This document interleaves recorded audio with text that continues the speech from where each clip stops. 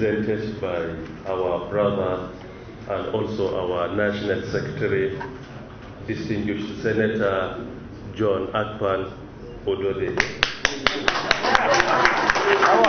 Our friend and brother, the youth leader here with us on the high table, Barrister Ismail Ahmad.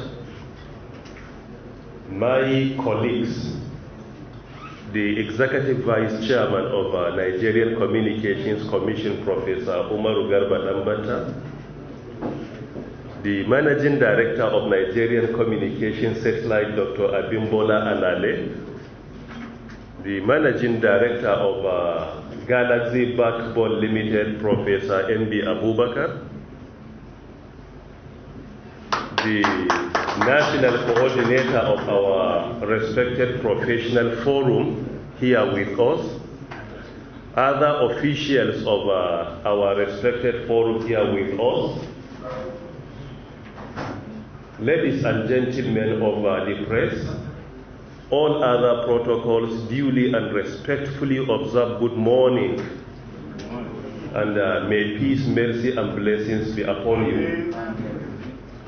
I am highly excited and delighted to be here with you as part of your invitation for us to be accountable to our stewardship under the administration of our boss President Muhammad Buhari, GCFR.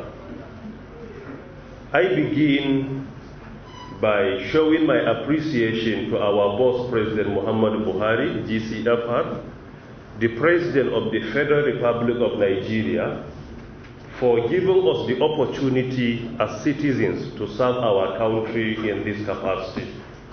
Most importantly, as the Minister in charge of our communications and digital economy sector. Furthermore, I also use the opportunity to appreciate the APC Professional Forum for extending an invitation to us to come here and x-ray our achievements, or rather our modest achievements within the period we have taken over the supervision of this very important sector. I am most appreciative of the invitation and the opportunity given to us. I also use the opportunity to appreciate our fellow citizens, other Nigerians, for the support they have been extending to this administration, their observations, recommendations, and even constructive criticism for us to take our country to greater heights. That is also most appreciative indeed. In order to make my presentation much easier, and at the same time to allow our citizens to appreciate the beauty of our presentation, I will just follow a simple three-step algorithm based on the three priority areas of the current administration, starting with number 1, economic development, number 2, transparency and fighting corruption, number 3, security. These are the three priority areas of the current administration of President Muhammad Buhari. So I will try to make my presentation within these three areas, and I do hope that that will make us to appreciate the gist of the presentation.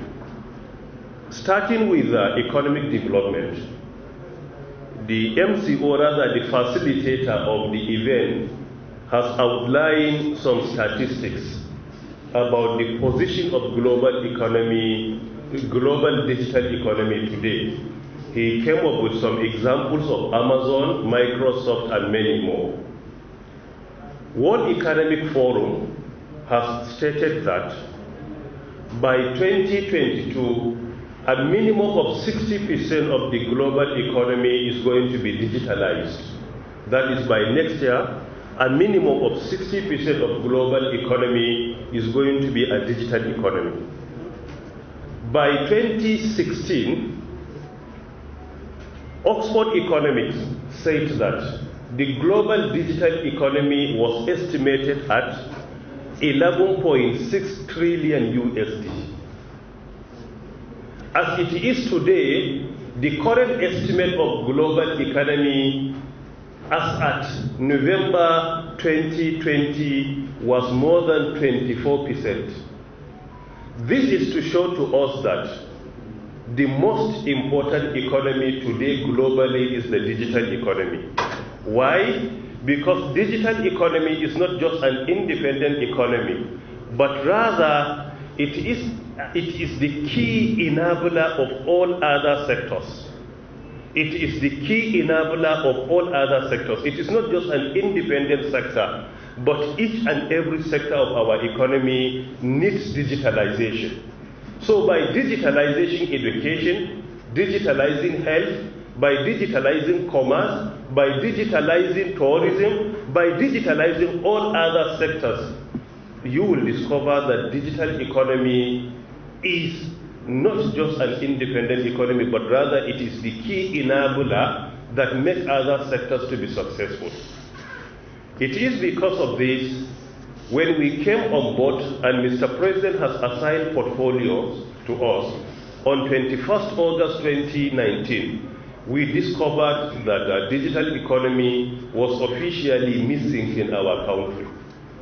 Part of the initiatives of the current administration is to redesignate the ministry from Ministry of Communications to Ministry of Communications and Digital Economy.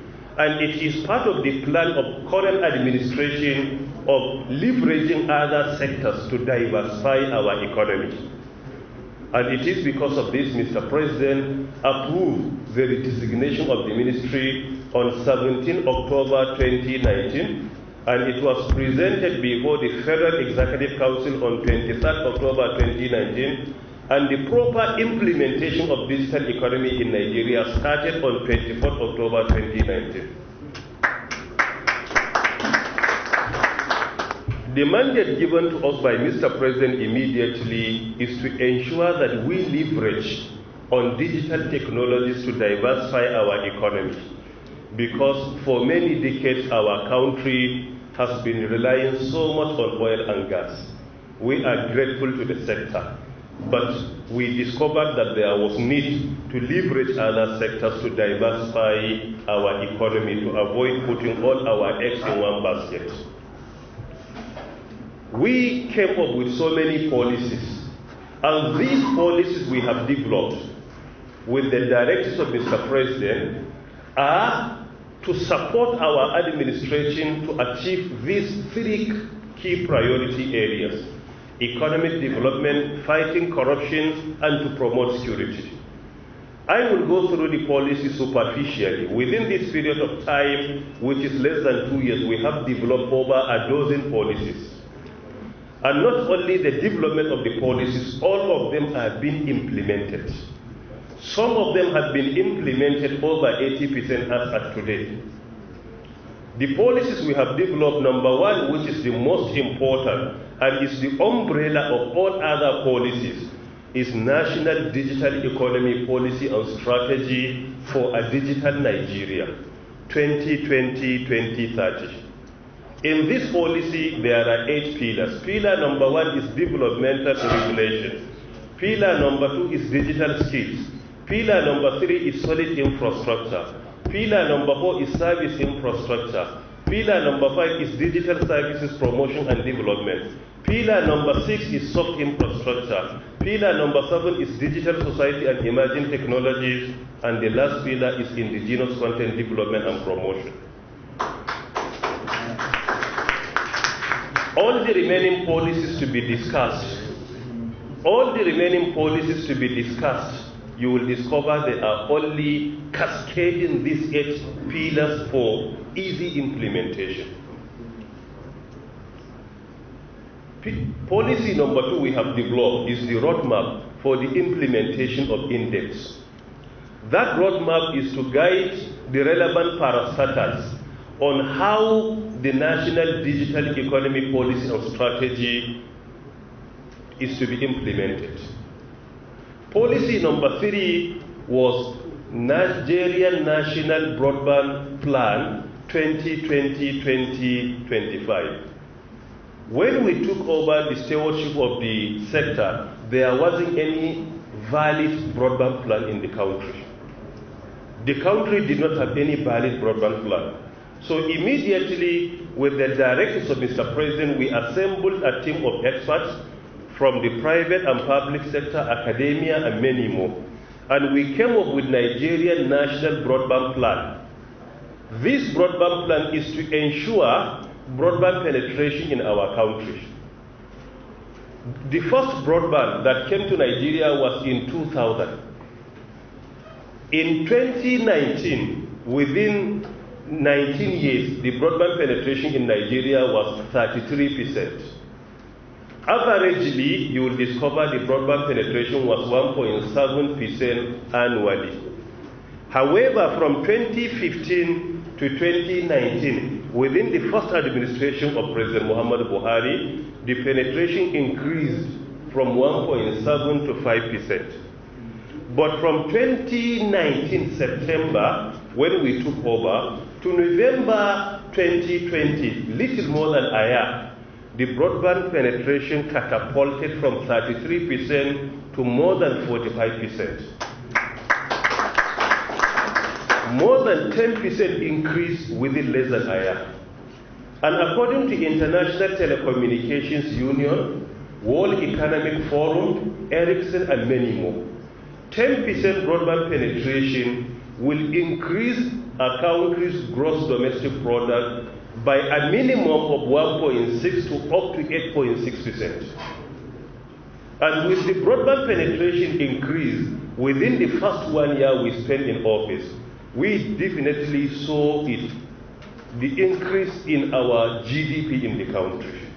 So that more than 10% increase in broadband penetration was unprecedented in the country.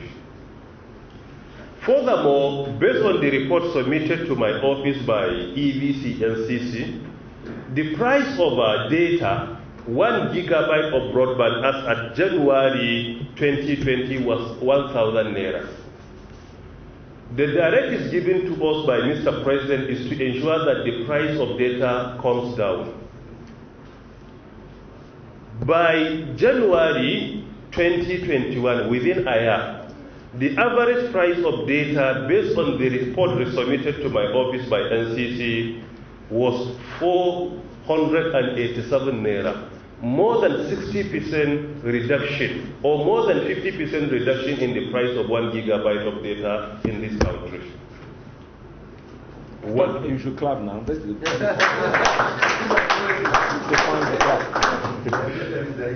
In the Nigerian National Broadband Plan, our target in that plan is to ensure that within the time that our boss will spend in office, we want to ensure that we achieve a minimum of 90% broadband penetration in this country based on our population.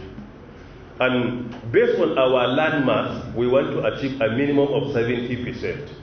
But population, we are targeting 90%.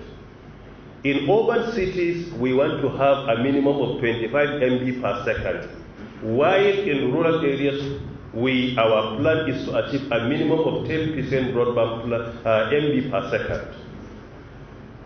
As at September 2019, the cluster access gaps in this country was 207 in total. There were 207 access gaps, with a population of around 50 million people without any access to telecommunications facilities. But as at January 2021, the cluster access gap was 114, a reduction of over 90%, of 90 cluster access gaps in the country. And this achievement is also unprecedented. This is just to support our country in the area of economic development, while all other sectors today need broadband penetration to be operational and to be successful as well. Policy number 4 we have developed, which has been launched recently by Mr. President, is a national policy on the indigenous content promotion in the telecommunications sector. This is policy number 4. This policy aims to achieve that, as Mr. President always says, we produce what we consume and we consume what we produce. Our understanding with his statement is not just a literal interpretation, but rather it is that we manufacture what we need as Nigerians and what we want as Nigerians, and we also patronize what we manufacture. In order to practicalize the statement of Mr. President, we came up with a policy, and that policy targets that we want Nigeria in the next 2 to 3 years, that a minimum of 60 to 70% of what we need in the telecommunications sector is going to be produced locally. We have started doing that. When this administration came on board, even SIM card was imported to Nigeria. But as it is today, we have established a manufacturing plant, Secure ID, in Lagos. Federal government provided the enabling environment for the private sector. As it is today, we have the capacity to produce SIM card not only for our consumption, but for the entire African nation.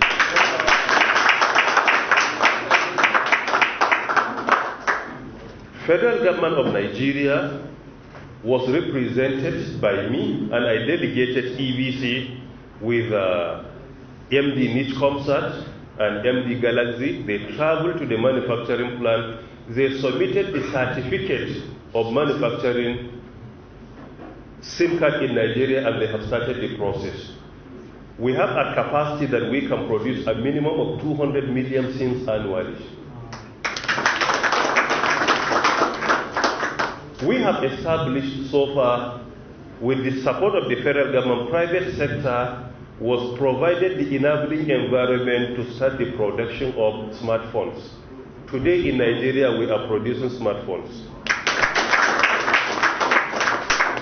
When it comes to software patronage, by the time we came on board, more than 98% of software being used by the sector was imported. As it is today, we reduce it significantly by more than 40%. So it is because of this we came up with this policy.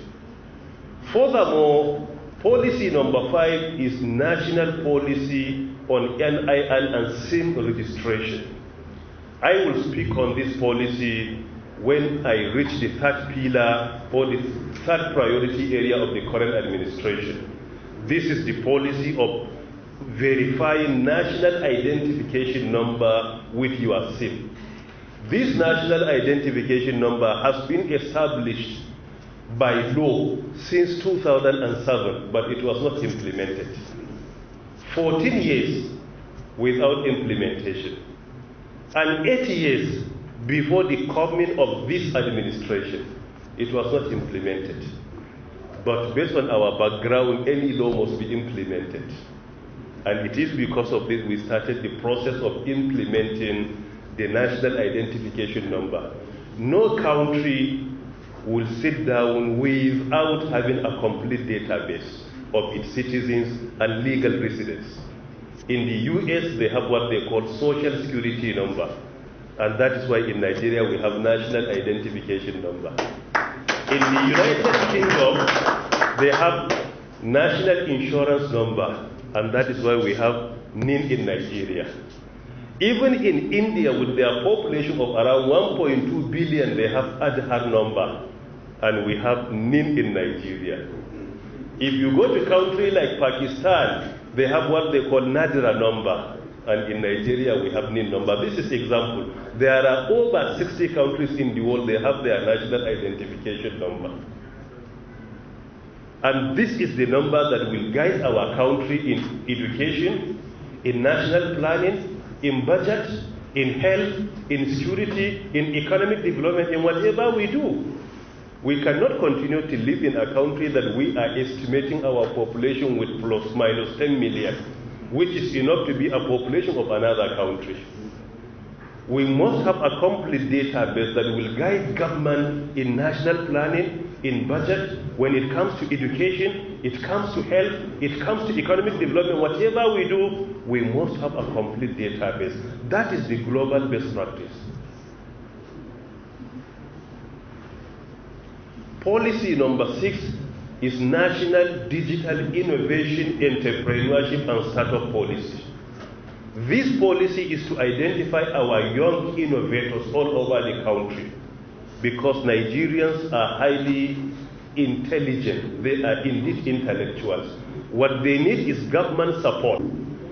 And digital innovation and digital entrepreneurship are the two prerequisites to indigenous digital economy. It is because of this we have been working on this policy to identify our young innovators, bring them together, incubate their ideas, mentor them, and at the same time deploy and use what they innovate.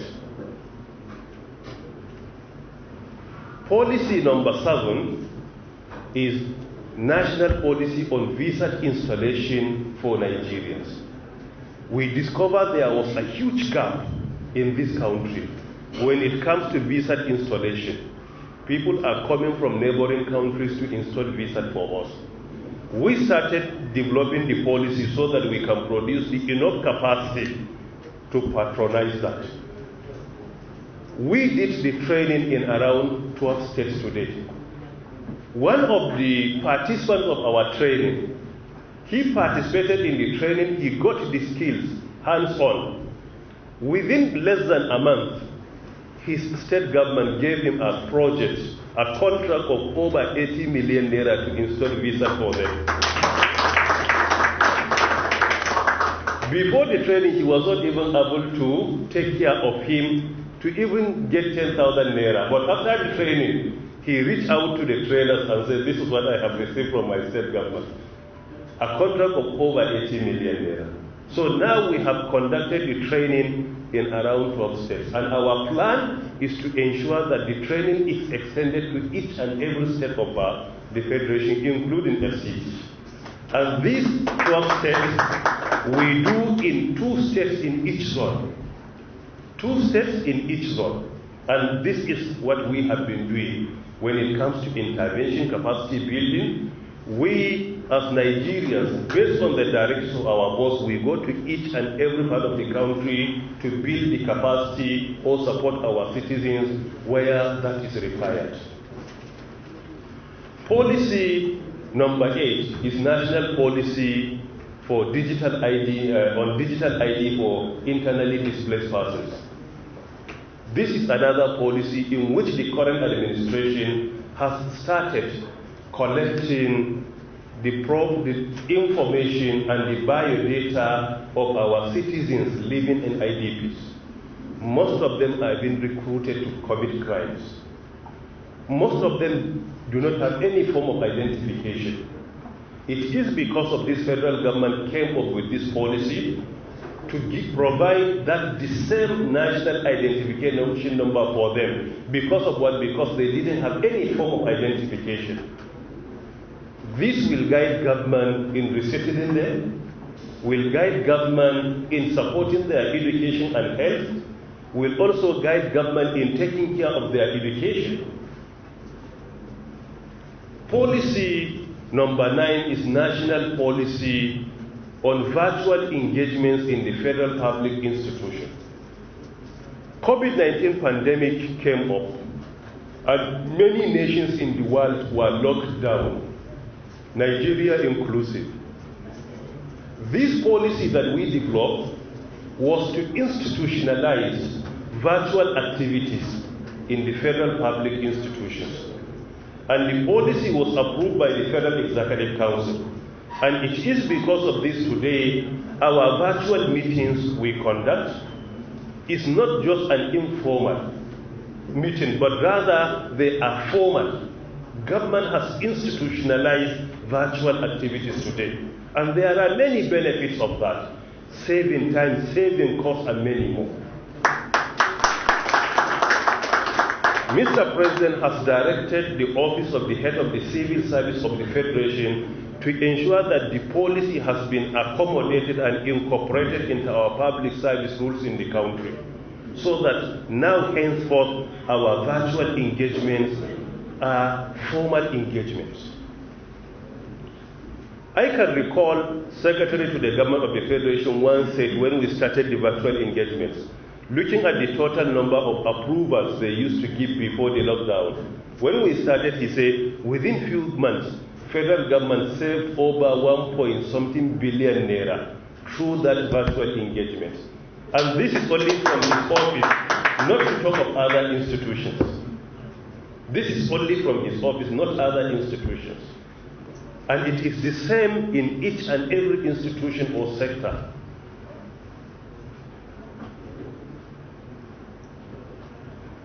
Furthermore, we have also developed national policy on communication system. It is in draft form, and we are at the tail end of concluding the policy. These are some of the policies that the current administration has developed, and all of them are to support the three key priority areas of economic development, fighting corruption, and promoting security in our country. When it comes to economic development, with all sense of modesty, communications and digital economy sector has been contributing a lot, particularly from within the period of the current administration, and particularly after redesignating the ministry. For example, the best way to identify the performance of nation's economy is through gross domestic product. This is the best way to measure it.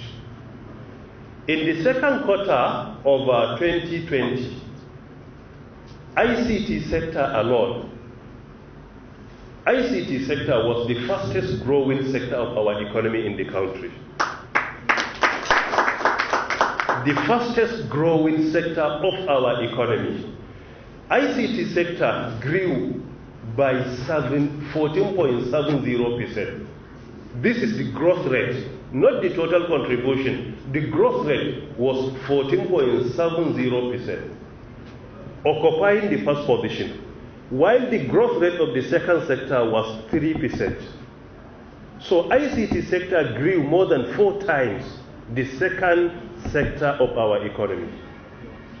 Furthermore, if you look at the 7 most performing sectors, the second, third, fourth, fifth, sixth, and 7th sectors combined together, all the remaining 6 combined together, their performance was not up to that of ICT sector. Because ICT sector grew by 14.70, while all the remaining 6 most performing sectors combined together grew by 14.21%. In the first quarter of 2021, ICT sector retained the same position. National Bureau of Statistics released the report only 2 weeks ago. Going through the report, the fastest growing sector is the same ICT sector. This is to show to us how the sector has been contributing to the economy of our nation. I don't want to comment more on it, but even the remittance of the sector to our tax collecting institutions is unprecedented, because we are able to block so many leakages in the sector. And when I speak on fighting corruption, I hope I will be reminded to give another example. The remittance is unprecedented. I have the complete statistics of what we have been remitting to government through NCC and others, and what we have been supervising the ICT institutions and private sector to be paying to government through FIRS. If you go, you will discover that the remittance is unprecedented. This is, in summary, supporting economic development. Furthermore, under the same economic development, we have been training our citizens, providing digital skills for them to be digital entrepreneurs. we come up with so many categories of our training. Training for youth, training for ICT for women, ICT for people with disabilities. We have been training citizens with disabilities. We have conducted the training in at least 7 locations. Some of the beneficiaries of this training with disabilities have established their ICT centers today in Nigeria. Federal government trained them, federal government provided seed fund for them, and federal government provided all the facilities they need to start their entrepreneurship. Even during lockdown, in order to ensure that our citizens utilize their time effectively, we established 2 virtual institutions for free, where world-class recognized certifications are being given, and the training is ongoing. We established Digital Nigeria Portal, and we established Digital NIDA Portal. These 2 institutions, through both of them, as at end of April, we have trained over 210,000 Nigerians. And they have received world-class certifications because the training is in collaboration with multi-giants like Microsoft, like Cisco, Huawei, IBM, and many more. The certificates or the certification given to our citizens are recognized globally, and the training is for free to all our citizens.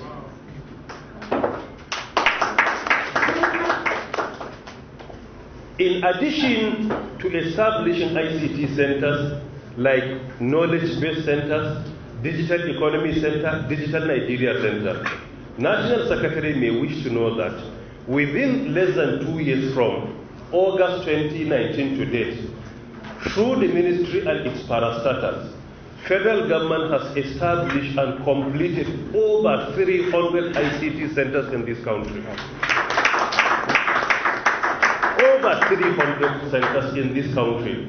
And these centers are in each and every state of the Federation, including FCT. There is no single state in the country that we have not established centers on behalf of the federal government of Nigeria. And these centers are for citizens. And these centers are not counter-funded. They have been funded by the federal government 100%.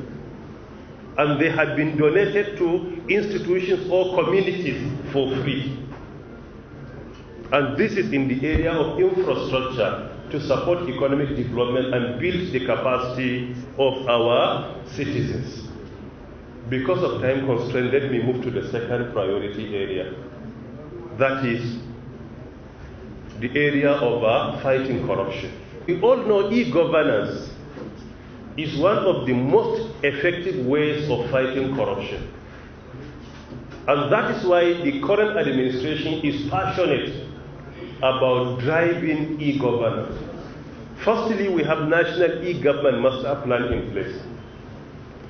Secondly, to build the capacity of our civil servants and even public officers. With the support of the South Korean government, the federal government of Nigeria has established a world-class National E-Government Center at the Federal Public Institute here in Abuja, where civil servants are being trained on e-governance. It is a world-class center that has been established in collaboration with the South Korean government. And we have been training our civil servants in batches to build their capacity. It is part of that also, we developed even the national policy on virtual engagements in the federal public institution. Today, before we used to travel from one state to another to commission all the projects. We used to travel to Lagos, to Port Harcourt, Akwa Ibom, to Imo, to Borno, to Bauchi, Kano, Katsina, Sokoto to commission projects. Sometimes in one trip, maybe 20 staff could travel. Look at the amount to be spent, DTA, airfare, sometimes other expenses. But today we even commission projects virtually. We sit down in one place, we link up with 10 or 15 projects from other states and we commission them virtually. Through this process, we have been saving a lot of money. Before CEOs used to get DTA to travel weekly to commission projects, but today we can spend 3-4 months without even traveling to Cape here in Nasarawa State. Why? Because we only sit in the comfort of our office and commission the projects. Part of fighting corruption through e-governance, the current administration has reactivated what we call IT project clearance. And we have developed national IT project clearance in federal public institutions, where all ICT projects to be executed must be submitted through the portal to ensure the specification is okay, the amount to be spent on that project is justifiable. Through that process of IT project clearance, as at 15th of March 2021, we have saved over 22.4 billion naira for the federal government of Nigeria. Over 22.4 billion naira. This is the amount that has been saved, not to talk about the technical value that has been added to the project. And the process of even clearing the project is free. You only submit the project, we review it, we ensure that there is justification for the project, we ensure that the entire life cycle, system analysis and design has been followed, and the amount is justifiable. We have saved over 22.4 billion naira as at the middle of March 2021. The policy was in place before the coming of this administration, but it has never been used. It has never been used through history. It was only the current administration that reactivated the policy and implemented it. As at middle of March, over 727 federal institutions have registered, and over 323 major projects have been cleared. Some of them have been implemented and some of them are being implemented today. In fighting corruption, one of the major things we have discovered when we came on board, government spectrums and frequencies were allocated for free and there was no justification. When we came on board, we discovered that one of the most important resources of our country was given for free without any official documentation to a private institution. And the price of that was valued at over 28 billion naira. We contacted the regulator NCC. Where was the approval? EBC confirmed that this is what we inherited even before we were appointed. And I said we cannot ignore this. Government needs money to help and support citizens. We formalize it and we ask for justification of taking the spectrum for free. No. We mandated them through NCC that the money must be paid. As at today, the company has agreed to pay 28 billion naira. Not only has agreed, they have started the payment. The first deposit they did was how much EVC? It's in the region of 5 billion. They immediately, as at last year, they immediately remitted 5 billion naira to federal government. And the second installment, I could not recall vividly, but it's around the same 5 billion they have paid. So now we are in the process of receiving government money, which is, I think, around 28 billion or thereabout. And this is one out of many. It's just an example. When we inherited, somebody will just sit down without anything, will say, okay, you are my friend, you have been given this spectrum. A spectrum of around 28 billion will be given to somebody, but President Buhari has stopped it completely. From the time he appointed us to supervise the sector to date, nobody has ever been given that. You have to come and pay. so that the money will be used in supporting our citizens, building infrastructure in the country, promoting our education and health sector, and many more. This is only one example out of many. Not to talk of blocking leakages, that we have blocked so many leakages. Some of them are not even for public, it's not even important to say, but we have blocked them. So what is important, it is not business as usual. It is not business as usual. With the leadership of President Muhammad Buhari, that cannot be ignored. Because of time constraint, let me move to the third priority area, which is supporting security. In the Federal Ministry of Communications and Digital Economy, security is not our mandate.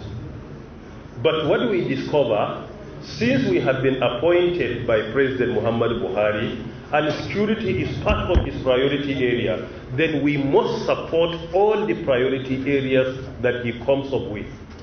It is because of this, in the administration and in our leadership, we always say security is even more important to economic development.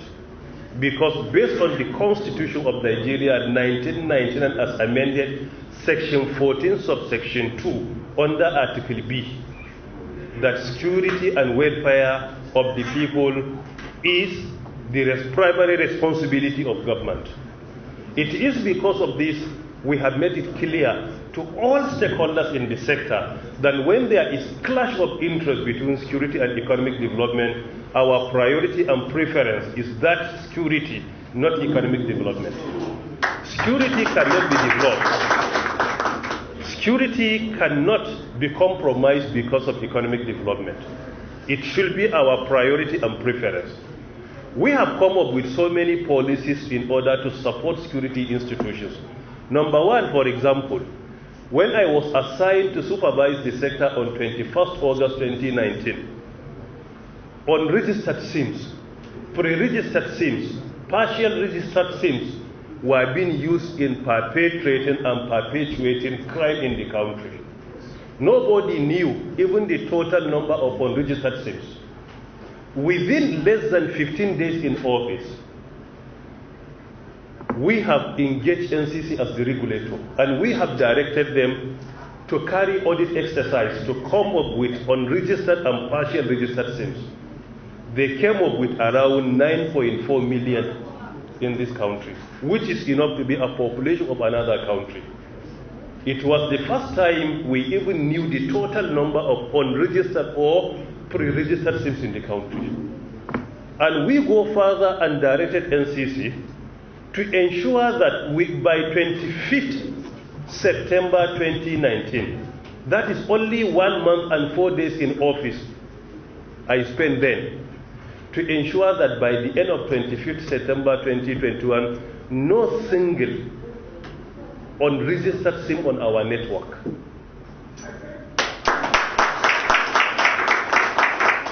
NCC as the regulator implemented that effectively. Go through history, go through news. From end of September 2019, October, November, December, January, February 2020, you will discover even kidnapping and banditry reduced to the minimum, to the barest minimum. It was the time that in public you can spend 1 month or more without hearing anything about kidnapping. The more you come up with policies to make the system effective, the more criminals will come up with another strategy to compromise the policy. So it is because of this they came up with another approach where they used to engage agents registering SIMs in Nigeria. These agents are not employees of the federal government. They were employees of usually MN of mobile network operators. So they some of them, not all, some of them, let us be fair to them, some of them, not all, compromise the process to the extent that they used to invite somebody, give him certain amount of money, and say, we will use your biometric to register some SIMs. They will go online and find any image they get, fix it at the passport. Use biometric of one person to register 100 SIMs.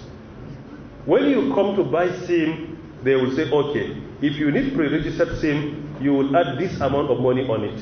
We will give you. If you need to present your biometric, then you can buy the cheapest. So criminals exploited that. They were buying pre-registered SIM. Then the federal government of Nigeria came up with another policy, that is national policy on national identification and SIM registration, to ensure that your biometric on your SIM is the same with your biometric in the national database, so that somebody could not go and use your passport photograph or someone's biometric to register SIM and commit crime. So if you are innocent, you have no problem to present your biometric in the federal government. If you need biometric, I can give you even here, there is no problem. Come and take it. But usually criminals do not like to present their biometric because it is the easiest way to intercept while committing crime. And this national identification number that the federal government said you should submit, it was assumed that you must have it with you. Because the law establishing NIMSI and the national identification number, the law was approved in 2007. And the law gave only 60 days to citizens to obtain their national identification number. If a child is born, he is given only 60 days to be registered. In the condition of necessity, it can be extended to 160 to 180 days maximum. But there is no justification for you not to have it after these days. The law has been in place. And under the law, which has been approved by the National Assembly in 2007, Section 27 of the law says, mention certain services that if you do one of them without obtaining, you have committed an offense. Obtaining voter's card without it, the law says is an offense. Opening a bank account without national identification number is an offense by law. Getting driver's license without NI number is an offense by law. Enjoying any government service without it is an offense by law. Under Section 29, the law says, if you partake in any of this under 27 without this NIN number, you have committed an offense that you can be fined or sanctioned or imprisoned or both of them. This is the provision of the law, that we must do that. When the process of issuance of NIN started, I was not in Nigeria, I was in the United Kingdom doing my PhD. But I came into Nigeria purposely because of NIN, and I obtained the number and I went back to the UK. And not in 2015. Even before the coming of this administration, in order to comply with the provision of the law, I bought a ticket from the UK and I came to Nigeria and I obtained it and I went back. So what brought me to the country is just to obtain it and went back.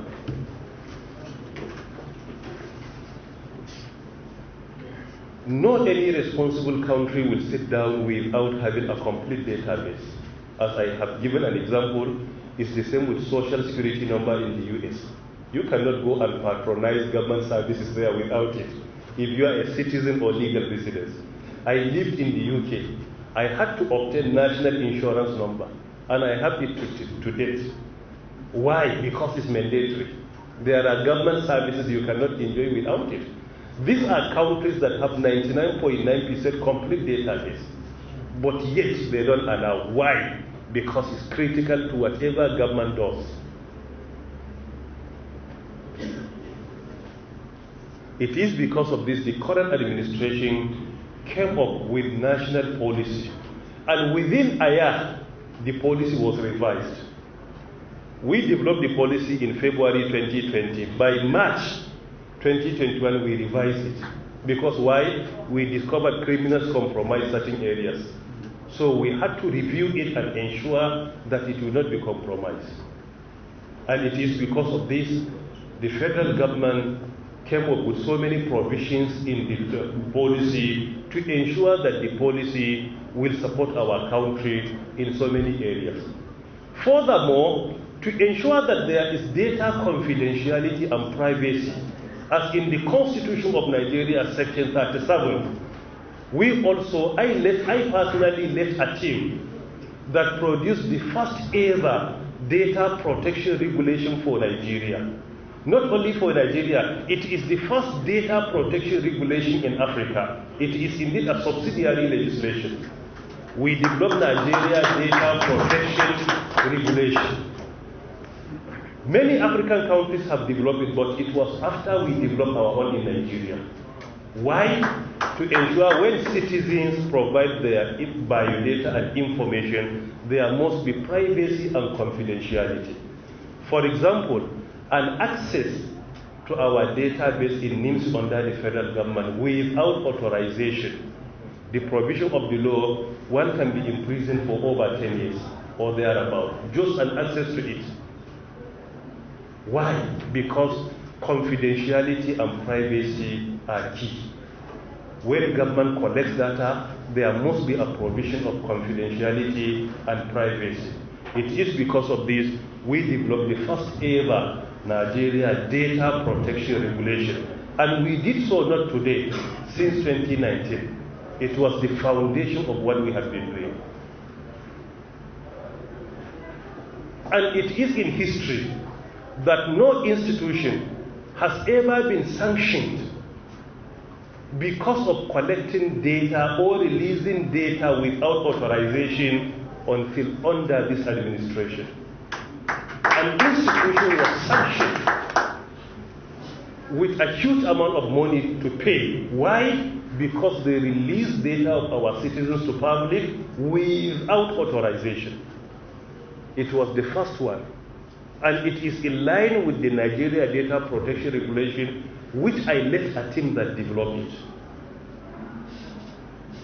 These are some of the initiatives of the current administration in order to support our security institutions to make them very effective. The institutions or the sector has been supporting them in so many ways, but security issues are not always discussed in public, and I will not go beyond this. Thank you very much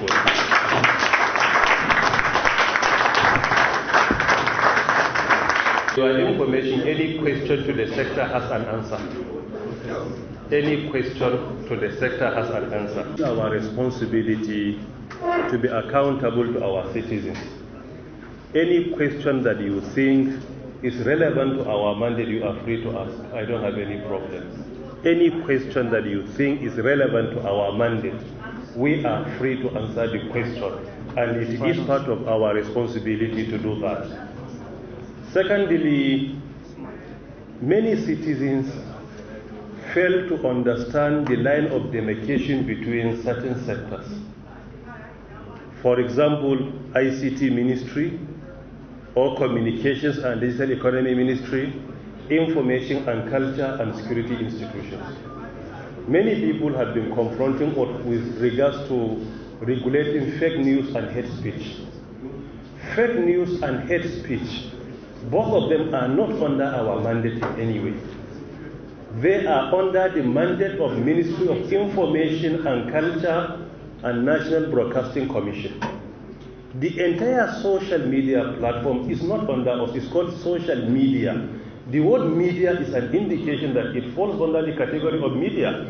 So the institution that has been empowered by law to regulate media has nothing to do with our ministry, but rather it is the power of Ministry of Information, Federal Ministry of Information and Culture, and National Broadcasting Commission. Because there are two things.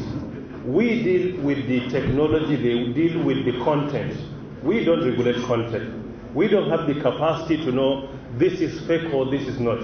It is in Information and Culture, NBC, where they have the professionals of knowing what is fake and what is not. When they need the support of other institutions, then they can reach out to NCC or Galaxy for the technical support of what to implement based on the provision of the law. not based on sentiment. Two, cyber crime is not under us. Anything that is a crime is under the Office of National Security Advisor, because we already have cyber crime 2015 in place. And that law is under the Office of National Security Advisor. So dealing with the content online has nothing to do with us. We don't deal with the content.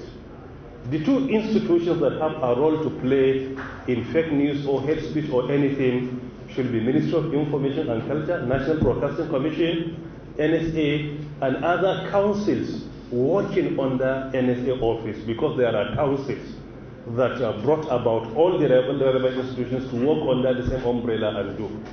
But our institutions like NCC, the EBC is here, Galaxy is here, MD needs ComSat. When these institutions want to implement certain provisions of the law and they need technical capacity, then they can engage them that this is what the law says and we want to achieve. What are the specifications? This is where they can come in. But it is not our mandate in any way to handle hate speech or fake news. I hope I have answered the question. Thank you very much. And there is a question.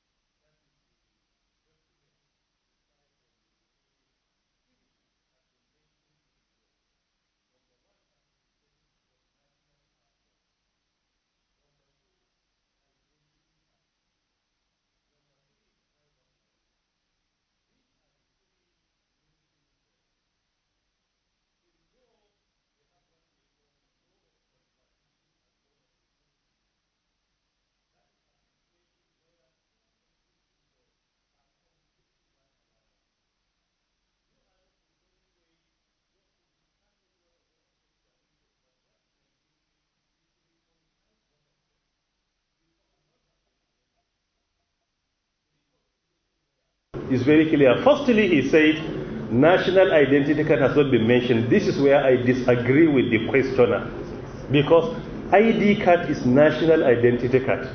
And what is on national identity card is not just your image, but rather that unique number. So firstly, national identity card has been mentioned, and by implication, NIN has been mentioned, because what makes your national identity card legal is the number which is unique to you.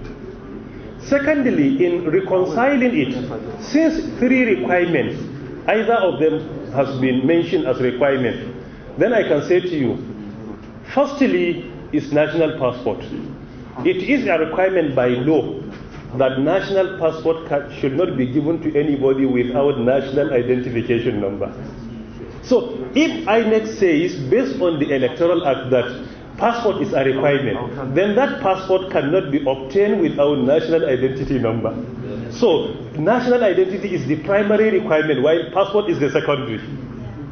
And it is today, you cannot go to Abuja and obtain passport without NIN number. No possible. So you see the reconciliation. And driver's license by law under NIMSI Act Section 27, that no driver's license should be given without NI number. And recently, FRI has announced officially, Federal Road Safety Commission, they announced officially that NIN is a requirement for the issuance of what? Driver's license. You said the reconciliation. So all the issues you have outlined there, they are not to be given to you without the NIN. Are you following? NIN is a requirement for the remaining two. So this is the reconciliation. Furthermore, to show to you that NIMSI manages the primary database, if you look at the composition of the board members of NIMSI, is enough to explain to you what I'm explaining now. The members of NIMSI board as at today, National Security Advisor Office is a board member of NIMSI. Police Force, National Police Force, Nigerian Police Force, is a board member of NIMSI. DSS is a board member of NIMSI. Institutions collecting data, like CBN is a board member of NIMSI. Nigerian Immigration Service is a board member of NIMSI. INEC is a board member of NIMSI. Road Safety is a board member of NIMSI. Are you following? Federal Inland Revenue Service is a board member of NIMSI. So if you look at all the security institutions and all the institutions collecting citizens' data are the board members of NIMSI. Why? Because it is the primary database that they are urged to make use of it. And it is the mandate of NIMSI to harmonize all databases in the country. It is their responsibility. Today, if you need driver's license, your biometric will be asked for. If you need passport, they will ask for your biometric. If NIMSI database is complete, you don't need to go anywhere and present, because they are the board members and they are the ones who manage the database of NIMSI, because the database is under the commission and the commission is represented by the board. So they manage the database. So by providing your biometric there and all the required information, we do hope a situation will come that you don't need to go anywhere to provide your biometric. For example, today in JAM, they said to our children, if you get your national identification number, just send it to us. You don't need to send anything. Even your name is not required. Just send your NIN number to JAM. JAM will get your authorization in person and they will access your information from NIMSI database. So you don't need to do. Only send them your number. That is enough. Are you following? So it is because of this, there is no contradiction in the requirement. All the remaining two you have mentioned, you cannot obtain them without national identification number. And it's one of the major achievements of this administration. By the time we came, the database was almost empty. As at 2020, when I took over the database, as at even 2020, which has been 13 to 14 years in existence, it was only 30-something million. But today we are over 56 million. As at today, it's over 56 million. So at least we are making progress in spite of so many constraints like resources and many more. NIMSI doesn't have resources, but we try to continue to drive the process for the benefit of our country. And I do hope I have answered your question. Thank you very much.